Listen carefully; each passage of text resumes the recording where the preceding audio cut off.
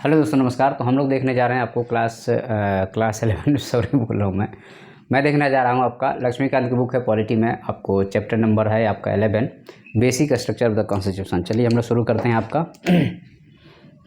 Book नाम हो गया आपका एम लक्ष्मीकांत।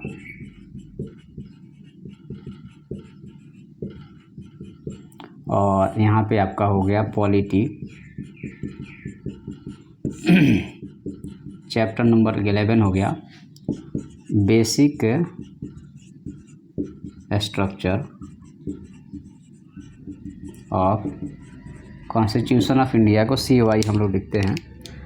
अगर आप जनरल की तैयारी कर रहे हैं, चाहे UPSC की कर रहे हैं या PSC की कर रहे हैं या SSC की कर रहे हैं या कोई भी तैयारी कर रहे हैं, जो आपका जहाँ पॉलिटी का सेक्शन इन्वॉल्व है वहाँ पे आपकी मदद करेगा। आपको पसंद आता है तो इस लेक्चर को देखने के बाद में सब्सक्राइब कर दीजिएगा, पसंद आता है तो। नहीं पसंद आता है तो आप उसको रिजेक्ट कर दीजिएगा, डिसलाइक कर दीजिएगा, ओके। बट और कमेंट जरूर छोड़िएगा। चलिए हम लोग शुरुआत करते हैं आपका कि basic feature of the constitution क्या है। देखिए, basic feature of the constitution की अगर हम यहाँ पे बात करें आपसे कि what is the basic feature of the constitution, तो इसमें एक आपका इमर्जेंस है कि कैसे इसका विकास हुआ है।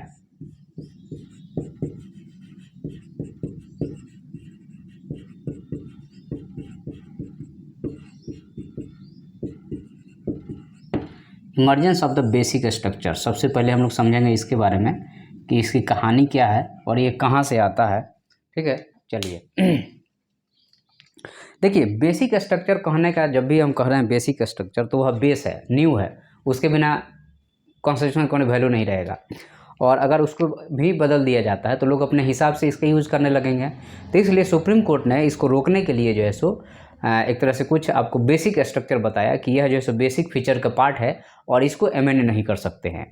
किसी भी देश में देखिएगा, चाहे आप रसिया हो गया, श्रीलंका हो गया, नेपाल हो गया, उनकी कॉन्स्टिट्यूशन जो है सो अगर वो ढंग से बनी नहीं है और बनी भी है और बेसिक फीचर को बार बार बदला जा रहा है तो वह ज़्यादा दिन तक सस्टेन नहीं करेगा। There is a big problem, या there is big mistake by their leaders to change the basic structure of the constitution।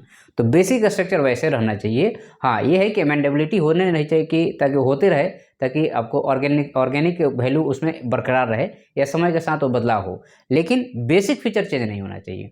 जिस दिन ये बदल जाएगा तो वो घर रहेगा कहाँ, हो तो टिक ही नहीं, गिर जाएगा। तो चलिए हम लोग आज इसमें देखते हैं कि आखिर में हमारे यहाँ कॉन्स्टिट्यूशन में इसके बारे में क्या कहता है आपको।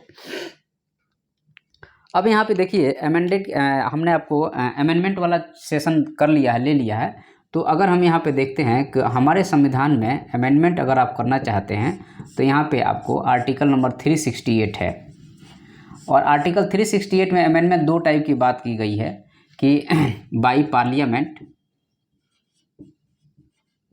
ठीक है, विथ स्पेशल मेजोरिटी, विथ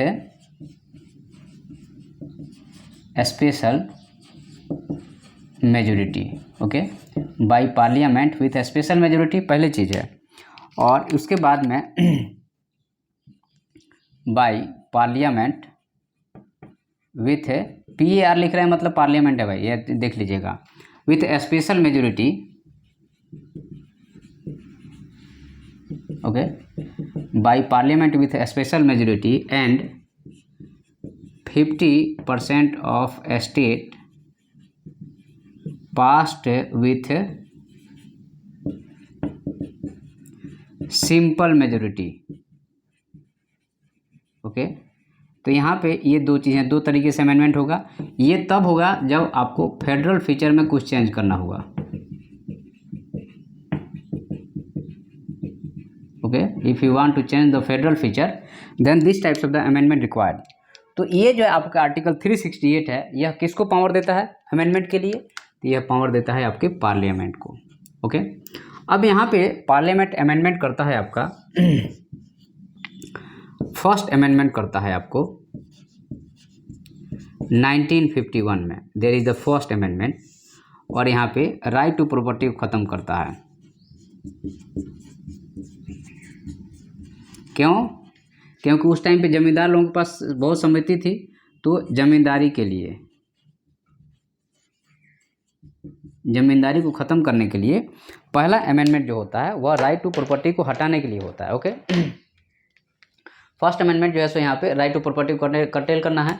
इसमें जो है सो आपको एक्चुअल में क्या है, इसमें दो चीज़ें हैं। जो आर्टिकल 13 है उसके साथ आर्टिकल 368 के साथ में आर्टिकल 13 भी है, और यह जो है सो आपको फंडामेंटल राइट का पार्ट है।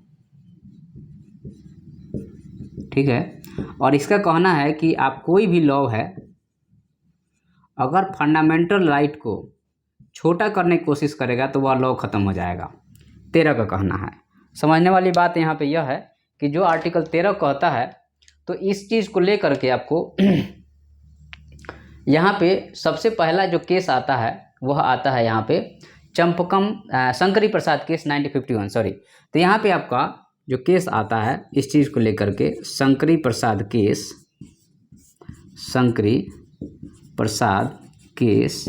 1951 सुप्रीम कोर्ट में जाते हैं, क्योंकि इस फंडामेंटल राइट में पावर है कि आप डायरेक्टली सुप्रीम कोर्ट को अप्रोच कर सकते हैं। तो सुप्रीम कोर्ट का यहाँ पे वर्डिक्ट आता है या आपको ऑर्डर्स आता है क्या कि पार्लियामेंट के पास में अनलिमिटेड पावर है, पार्लियामेंट के पास अनलिमिटेड पावर है, और यह आपको फंडामेंटल राइट को भी यह जो है सो चेंज कर सकता है। और जो आपका यहाँ पे 13 है, आर्टिकल 13 है, यह ऑर्डिनरी लॉ है, क्योंकि 13 में क्या क्या होता है कि फंडामेंटल राइट को कोई भी लॉ अगर कोशिश करेगा कम करने के तो खुद ही ख़त्म हो जाएगा। तो सुप्रीम कोर्ट ने कह दिया कि 13 जो है सो ऑर्डिनरी लॉ है, और पार्लियामेंट ने यहाँ पे आर्टिकल नंबर जो है सो यहाँ पे राइट टू प्रॉपर्टी ख़त्म करने की कोशिश किया, वो सही है। यहाँ पे पहली बात जो है सो 1951 में ये सारा चीज़ चल रहा है। ठीक है, उसके बाद में क्या होता है, फिर क्या होता है यहाँ पे 17th अमेंडमेंट 1964 में होता है।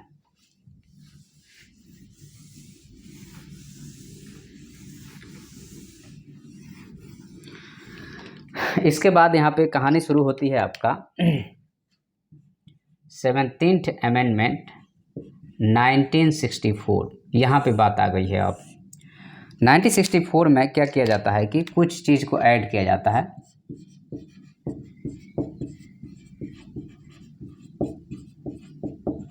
At some point in the 9th schedule, 9th schedule में कुछ पॉइंट को ऐड किया जाता है। तो अब यहाँ पे जब जब किसी जाहिर सी बात है कुछ ऐड किया जाएगा तो किसी को पसंद आएगा, किसी को नहीं पसंद आएगा।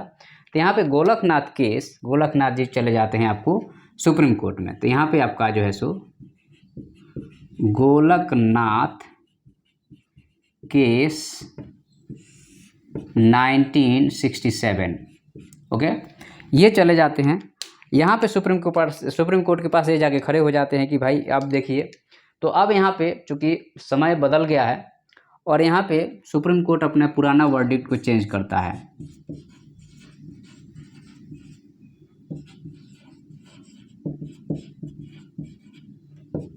नाइनटीन 1951 के वर्डिक्ट को चेंज करके कहता है आपको कि फंडामेंटल राइट जो है so not change by parliament. हालांकि उसका वर्डिंग कुछ और था जो हम आपको अभी बता देंगे। और यहाँ पे बोलता है कि जो 13 है वह ऑर्डिनरी लॉ नहीं है। तो यहाँ पे दो चीज़ें कहता है सुप्रीम कोर्ट कि फंडामेंटल राइट को आप चेंज नहीं कर सकते हैं, और article 13 is not a ordinary law. ठीक है, तो यहाँ पे जो है सो यहाँ पे ये बातें कह दी जाती है। ओके, उसके बाद क्या होगा, उसके बाद में जो होता है यहाँ पे कि अब यहाँ पे चूँकि अब पार्लियामेंट जो है सो इससे रिएक्ट करेगा। ठीक है, पार्लियामेंट जो है सो यहाँ पे गोलकनाथ केस के अगेंस्ट में 24 अमेंडमेंट 1971 लेके आता है। ठीक है, तो यहाँ पे हम लोग इसी में आगे बढ़ते हैं और पार्लियामेंट का रिएक्शन देखते हैं। ये हो गया आपका। अब यहाँ पे पार्लियामेंट का रिएक्शन क्या है, अगर हम उसके बारे में बात करें तो पार्लियामेंट जो है सो आपको 24 अमेंडमेंट 1971, ईयर ज़रा देख लीजिएगा आप लोग थोड़ा सा, 24 अमेंडमेंट 1971, राइट। यहाँ पे जो है आपका पार्लियामेंट क्या कहता है, पार्लियामेंट कहता है कि आपको आर्टिकल 368 अब प्लस आर्टिकल 13 दोनों में चेंज करता है। और यहाँ पे कहता है कि पार्लियामेंट के पास अनलिमिटेड पावर है।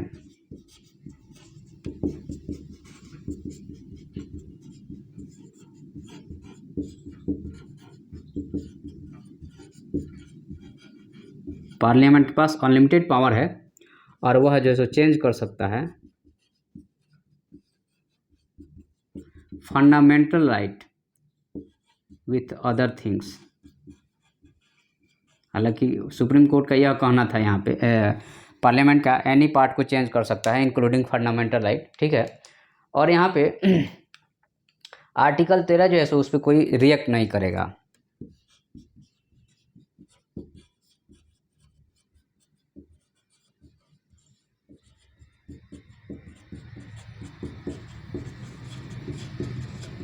तो यहाँ पे कह दिया गया कि आर्टिकल 13 जो है सो बहुत ज़्यादा रिएक्ट नहीं करेगा और पार्लियामेंट के पास पावर है इस चीज़ को चेंज करने का। यह बात कौन कर रहा है? तो यह बात जो है सो आपका पार्लियामेंट कर रहा है, ठीक है। उसके बाद में क्या होता है उसके बाद में फिर जो है सो आपको फिर फाइनली जो है सो वर्डिक्ट आ जाता है 1971 के बाद में 1973 का साल आता है। ये सब चीज़ें जो है सो कोर्ट में और पार्लियामेंट के बीच में एक तरह से कहा जाए तो एक लड़ाई ही चल रही है। तो यहाँ पे आपको आ जाता है आपका Keshavananda Bharati case. Keshavananda Bharati case 1973। Supreme court कहती है, क्या कहती है भाई? तो यहाँ पे सुप्रीम कोर्ट कहता है कि पार्लियामेंट के पास में, पार्लियामेंट हैविंग अनलिमिटेड पावर, वो एक्सेप्ट करता हुआ unlimited power to change fundamental right but you cannot change basic features of constitution।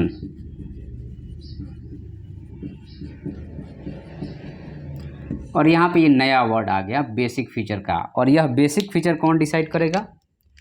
तो यह बेसिक फीचर जो है, बेसिक फीचर को हम BF लिख देते हैं, decided by supreme court with different judgement. Clear हुआ? ये जो डिसाइड करेगा यह सुप्रीम कोर्ट डिसाइड करेगा विथ डिफरेंट जजमेंट के साथ में।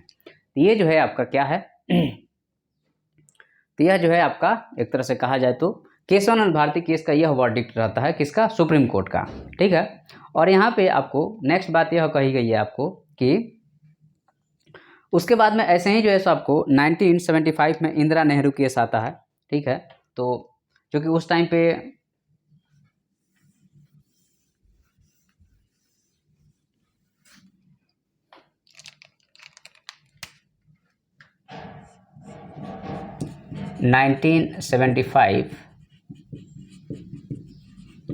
Indira Nehru case, okay. 1975 में आपका यहाँ पे इंदिरा नेहरू केस आता है।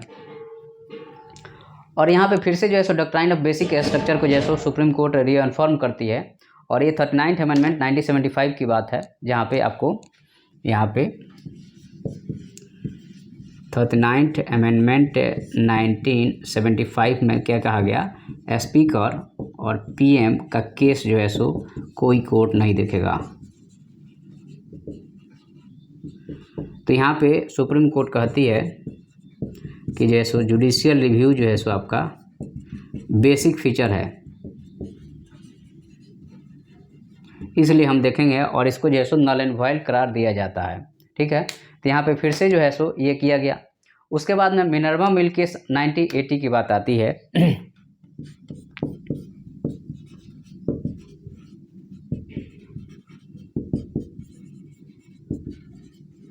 Minerva mill case 1980।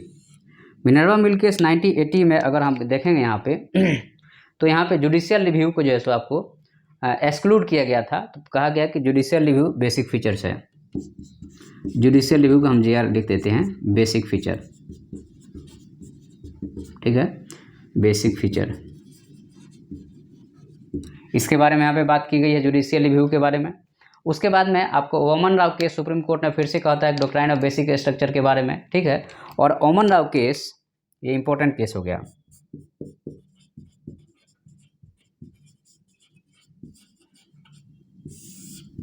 Women Rao case में यह जो है सो आपको 1981 की बात है, डेट फिक्स करता है 24 अप्रैल ये मेरे ख्याल से 1973 डेट होगा किसके लिए, बेसिक फीचर्स के लिए, कि बेसिक फीचर्स यहाँ से आपका लागू होगा। 24 अप्रैल 1973 से जो है सो बेसिक फीचर लागू होगा। अब यहाँ पे चूंकि बेसिक फीचर का लिस्ट कोई फिक्स तय नहीं है, ये जजमेंट टू जजमेंट डिसाइड होता है, तो हम लोग कुछ यहाँ पे जजमेंट है जिसको हम लोग देखेंगे और फिर हम लोग आगे बढ़ेंगे। ओके चलिए,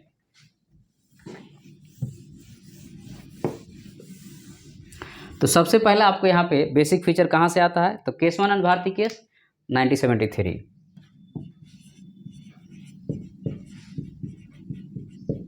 केशवानंद भारती केस 1973। तो यहाँ से कौन कौन से पॉइंट निकल के आते हैं केशवानंद भारती केस 1973 से? यहाँ से आपको सबसे पहले आता है आपका, तो यहाँ पे सबसे पहला जो बात आता है वह आता है आपका सुपरमेसी ऑफ कॉन्स्टिट्यूशन, सुप्रीम है, कॉन्स्टिट्यूशन आपका सुप्रीम है। तो सबसे पहला पॉइंट है कि आपको कॉन्स्टिट्यूशन ऑफ इंडिया सुप्रीम है, उसके ऊपर कोई है ही नहीं, there is nobody above the constitution. Okay, उसके बाद में यहाँ पे सेपरेशन जुडिशरी, आपको सेपरेशन की बात आती है, separation judiciary executive legislative. Okay, तो ये तीन पार्ट आपको, पहला आपको कॉन्स्टिट्यूशन ऑफ इंडिया सुप्रीम हो गया, उसके बाद सेपरेशन की बात आती है, और रिपब्लिक और डेमोक्रेटिक फॉर्म ऑफ गवर्नमेंट आपका Republic and democratic form of government, इसके बारे में बात किया गया है।